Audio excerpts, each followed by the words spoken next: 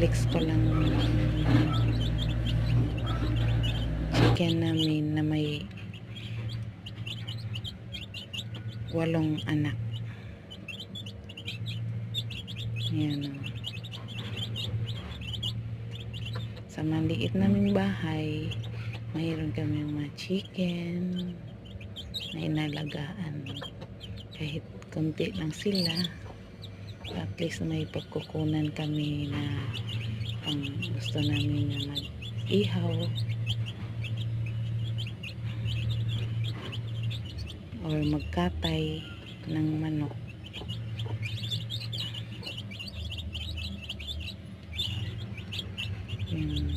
Pasensya na kayo sa paligid niya, madumi, lilinisin ko pa. Ayun. Mayroon din kaming mga nasa labas. Salamat sa inyong lahat sa nag-subscribe at saka na watching. Salamat. Maraming salamat.